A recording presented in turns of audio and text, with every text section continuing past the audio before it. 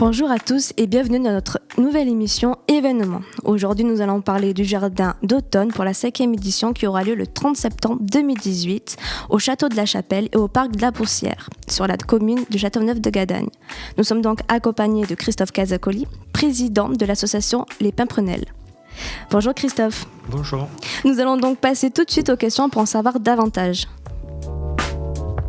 Alors la première question, c'est le 30 septembre aura lieu la 5e édition de l'événement du Jardin d'automne. De quoi s'agit-il ? Alors, c'est un événement nature, jardin et environnement.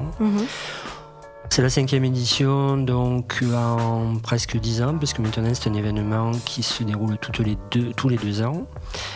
Donc c'est surtout un événement qui est axé sur la connaissance de la biodiversité régionale et aussi sur les pratiques raisonnées au jardin. Donc c'est pour tous les types de publics, donc avec un programme très très varié, avec 3 thèmes principaux cette année, puisqu'il y a toujours 3 thèmes. La LPO PACA qui viendra fêter ses 20 ans, le sol vivant, où il y aura une thématique très large avec 4 conférences, des ateliers, et puis un détour curieux sur les graines. Voilà, donc il y en a un petit peu pour tous les goûts, le végétal, la biodiversité, les animaux, enfin voilà, bon, tout y est. Plein de choses. Oui.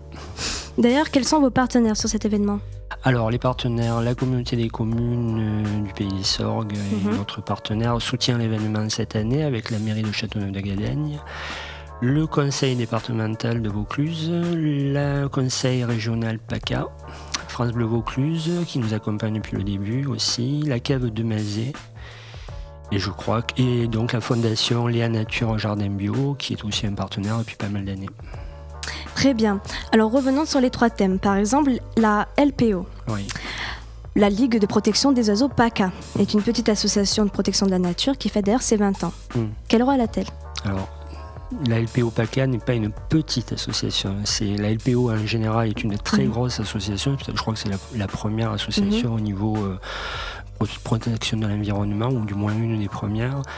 Et donc il y a le département PACA qui fête ses 20 ans. Donc c'était l'occasion d'avoir un invité qui a une carte blanche et de montrer à travers ça la richesse du réseau des acteurs de l'environnement, des associations. Car l'association Les Pimprenelles repose beaucoup et avant tout sur la largeur de la richesse de son réseau. Tout ce qu'on fait, on ne peut pas le faire sans ce réseau-là, et on est tout le temps en interaction. On donne d'un côté, on demande de l'autre, et c'est ces échanges permanents qui en font à la fois la richesse et l'intérêt, mais qui rendent aussi les choses possibles. D'accord. Vous nous avez parlé du programme. Oui. Pouvez-vous nous donner des exemples des animations, des exposants, des installations artistiques, des spectacles par exemple ? Alors bon, il va falloir à peu près 2 heures pour ça. Mais quoi qu'il en soit, effectivement, il y a un gros programme déjà au niveau de la thématique du sol vivant, par exemple, 4 conférences avec des personnes qui sont reconnues dans leur domaine, qui sont dans des registres très différents. C'est pas du tout des conférences ennuyeuses. Voilà, ça, notamment, par exemple, il y a une conférence sur le compostage théâtralisé, donc c'est à la fois une conférence et du théâtre. Jean-Yves Ménien, qui est assez connu sur le territoire, vient parler de l'abbaye de Vincennes et d'une expérience du jardin en agroécologie. Mais après, il y a beaucoup d'expos qu'on a commandées, qu'on a demandées, puis des expos qu'on a fait nous-mêmes. Il y a aussi une très belle expo de la Société botanique de Vaucluse. Il y a des ateliers scientifiques, des ateliers ludiques, des animations pour les enfants. Il y a le village, un petit peu ce qu'on appelle le village des associations, c'est-à-dire de l'édition, de l'édition nature, des acteurs comme la Sidomra pour parler du recyclage. Fruits oubliés, qui est une association locale sur la préservation des variétés anciennes. Après, on s'ouvre sur le grand marché aux plantes, puisqu'on a 23 pépiniéristes présents, plus des exposants qui sont toujours en lien avec des productions, en lien avec le jardin, le végétal, le fruit. On finit la journée avec un grand spectacle que la LPO a créé dans l'année. Donc ce sera la 2e fois que se produira avec ce spectacle. Il y a le fameux troc aux plantes et des pimprenelles. C'est notre 21e. On est né avec le troc aux plantes et on continue à être fidèle à nos troqueurs.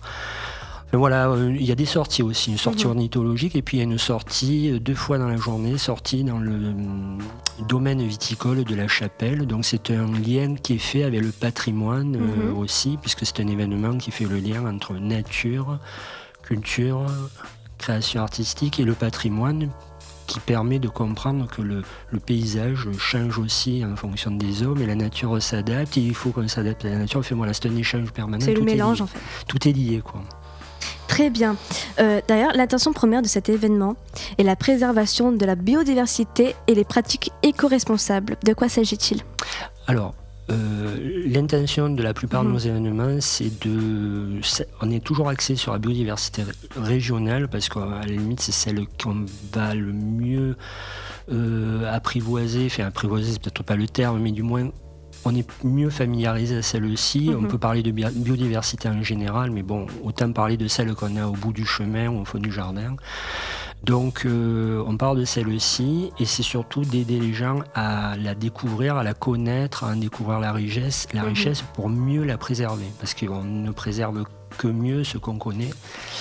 Donc ça c'est sur le côté biodiversité. Après c'est vrai qu'on a notre cheval de bataille qui est les pratiques raisonnées au jardin. Alors on pourra dire le jardin biologique, le jardin naturel, enfin bon, peu importe. Le tout c'est d'avoir des pratiques raisonnées. De toute façon en ce moment on en parle assez dans l'actualité. Si déjà chaque jardinier fait l'effort à son niveau dans son jardin, c'est déjà bien. Voilà, c'est un commencement. Voilà, donc la thématique du sol vivant notamment, c'est une thématique justement sur le fait qu'il faut soigner son sol avant de soigner les plantes. Donc si on préserve son sol, on aura peut-être moins à préserver, à traiter. Voilà. Très bien. Petite question de saison en régie, c'est la saison pourquoi au jardin en ce moment ? Alors, Jardin d'automne a été créé avec une réelle volonté de se faire en automne parce que c'est le moment et l'époque où on va faire les vraies plantations. D'autant plus dans notre région où il fait très chaud, très sec. C'est vrai que bon, il y a un grand boom du jardin, des plantations au printemps parce qu'on a envie, il fait beau, voilà. Mais dans notre région en particulier, avec la sécheresse et tout, c'est vrai qu'il est quand même plus adapté de planter à l'automne. Les plantes vont avoir tout le temps à s'installer avec les pluies et tout pendant l'hiver. Et donc de pouvoir donner tout ce qu'on en attend au printemps et pendant l'été, puisque quand même pendant l'été le jardin souffre un peu, surtout si on n'a pas d'eau.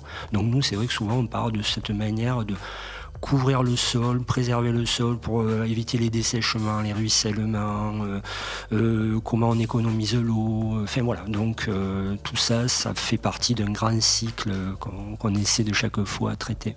Donc c'est le début du marathon des jardiniers, la grosse saison, on va planter, il faut préparer tout quoi, pour la nouvelle saison. Voilà, entre guillemets, bon, on nous jardine tous un peu au printemps, mais c'est vrai qu'à l'automne, les vrais jardiniers, ça, c'est vraiment la période. Voilà. Alors là, on sera peut-être encore un peu tôt dans la saison, et toutes les personnes qui vont acheter des végétaux sur ce grand marché vont les mettre un petit peu de côté en attendant les premières pluies, travailler un peu leur jardin et puis ils vont pouvoir planter pendant tout le mois d'octobre, fin octobre, début novembre. Tiens, si je peux encore une question, Souka, tu permets ? Il n'y a pas de souci. Allez, gentil. Pour Souka, tiens, qui est en appartement, qu'est-ce qu'elle pourrait planter là bientôt ? Qu'est-ce qu'elle peut venir chiner au jardin d'automne ? Alors, le fait est, c'est que quand on est dans un appartement, on n'est pas tout à fait lié aux saisons. Voilà. C'est pas évident. Voilà, on n'est pas tout à fait lié aux saisons. Et il est vrai que, hormis les pépiniéristes qui vont avoir des cactées, des succulentes, des plantes de ce registre-là, la plupart des productions qui seront proposées pendant le jardin d'automne, parce que là, c'est vraiment des pépiniéristes producteurs en local, enfin bon, de la région, et surtout il y a pas mal de collections aussi. Donc on a vraiment affaire à des spécialistes, pas des gens qui achètent et revendent seulement. Donc à part voilà les succulentes ou les cactées, Souka, je crois que on ne pourra pas planter des sauges dans voilà. Ça fait déjà du travail. Hein. On aura quand même une chose assez particulière cette année, même si ça ne fait pas très biodiversité locale, on aura un stand des plantes carnivores. Ah bon ? Voilà. C'est pas mal ça. Ah oui, c'est plutôt... Voilà, donc si vous avez besoin de vous débarrasser de quelque chose à la maison... Est-ce qu'elle mange les moustiques ? Parce que là, cette saison, on est encore un peu... ouais. Voilà, mais bon, après en novembre, forcément, il y aura beaucoup moins de moustiques. C'est bien. Il faudra nourrir les plantes carnivores. Bon, tu te débrouilles, Souka. Il n'y a pas de problème. À toi. Merci Stéphane. Alors revenons au château de la Chapelle. Ouais. Alors pouvez-vous nous parler du cadre ? Alors, nous, on a la chance d'avoir... on a eu envie de créer cet événement dans le parc de l'Arbousière, avec le château de la Chapelle, qui nous permettait de faire des conférences, des ateliers un petit peu qui demandaient d'être à l'abri et tout. Et c'est vrai qu'on avait ce cadre, mais on avait un peu peur au début. On s'est dit comment on va rentrer et habiter ce grand truc. C'est un cadre superbe qui n'est pas très connu finalement, et les visiteurs qui viennent découvrent ce grand parc qui a carrément en ligne de mire, donc qui est au-dessus d'Avignon et au-dessus de la vallée des Sorgues, avec un point de mire le Ventoux et le Luberon. Je pense que comme fenêtre, il n'y a pas mieux, quoi. C'est une occasion pour les visiteurs. Hein. Et puis le château en lui-même, effectivement, historiquement, c'est pas. Mais par contre, quand on monte au dernier étage dans la salle qui nous sert à la salle de conférence, avec une salle vitrée pratiquement sur tous les côtés, on a une vue exceptionnelle. C'est un endroit où on est au calme, où on flâne, il y a un parc de jeux pour les enfants. Donc voilà, on peut à la fois passer une journée instructive, mais il y a aussi de la musique en live, il y a des animations pour les plus jeunes, il y a de la restauration avec nos amis d'Aquaba, les fermiers toqués, les crêpes buissonnières, que des locaux. Voilà, il y a de quoi faire, il y a de quoi passer un bon moment, le partager entre amis, et puis aussi s'instruire, découvrir, apprendre, être surpris. Voilà. Ben, je pense que je vais venir en fait. Il n'y a pas de problème. Alors d'ailleurs, quel est le but de cet événement et qu'attendez-vous de cette journée ? Alors, le but, c'est de faire un beau programme, d'avoir des animateurs, des intervenants et pépiniéristes qui soient contents d'y venir et d'y revenir, parce que maintenant on a beaucoup de fidèles qui sont là, on a notre réseau, puis on a les pépiniéristes qui reviennent. De faire notre 21e troc aux plantes, puisqu'on est né sur un troc aux plantes, donc ça c'est essentiel, d'avoir beaucoup de monde. C'est-à-dire, c'est surtout que le message passe au niveau d'un public un peu novice, néophyte. On aura les spécialistes, ça c'est sûr, on aura les gens qu'on a l'habitude de côtoyer, des gens qui viennent des fois de loin. Mais faire venir tous ces gens qui voudraient mais qui ne savent pas trop, alors on va peut-être pas les convaincre de tout de suite, mais si quelques-uns se disent ah ben oui finalement c'est pas compliqué, pas compliqué de composter, pas compliqué, voilà, préserver les insectes au jardin, ça en aider. Moi je suis spécialiste sur les insectes auxiliaires du jardin, je leur parle d'hôtels, de nichoirs à insectes toute l'année. Toute l'année je sensibilise les gens, puis de temps en temps j'en vois qui reviennent, ils me disent ça y est j'ai essayé, ouais on commence à avoir des abeilles, on commence à avoir des coccinelles, on n'a plus peur des perce-oreilles, voilà. Donc des petits trucs comme ça, et il faut pousser les gens mais gentiment, en douceur, et leur montrer que c'est possible, c'est économique par moment, c'est même souvent économique le jardin naturel.